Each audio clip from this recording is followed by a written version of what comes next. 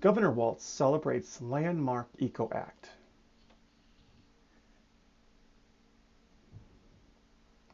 The bipartisan legislation will strengthen Minnesota's energy conservation programs, reduce greenhouse gas emissions, and create jobs. Today, Governor Tim Walz and Lieutenant Governor Peggy Flanagan held a ceremonial bill signing to celebrate the landmark Energy Conservation and Optimization Act of 2021, the ECO Act.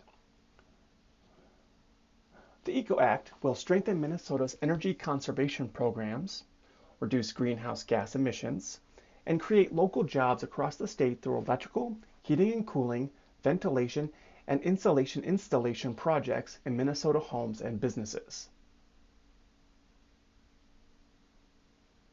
Quote, the ECO Act will ensure that Minnesota continues to be a leader in energy policy. This nation-leading energy conservation legislation will help Minnesota families and small businesses save money, create good-paying jobs, and most importantly, protect Minnesota's environment for generations to come, end quote, said Governor Walz.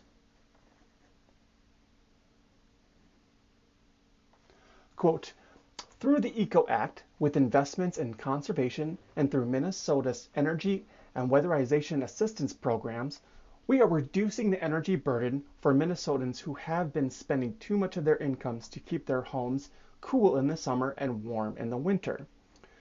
The ECO Act expands our commitment to low-income consumers and puts Minnesota at the forefront of the green energy economy, helping to ensure that all Minnesotans benefit from our state energy policies, end quote, said Lieutenant Governor Flanagan.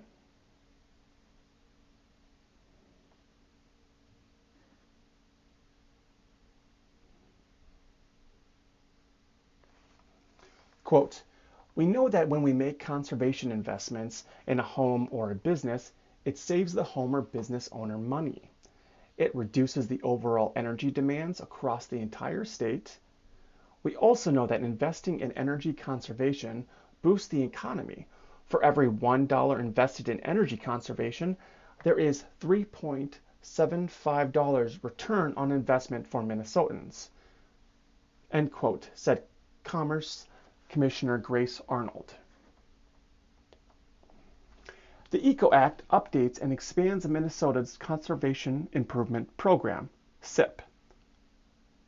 CIP helps Minnesota households and businesses use electricity and natural gas more efficiently, conserving energy, reducing the carbon dioxide emissions, and lessening the need for new utility infrastructure.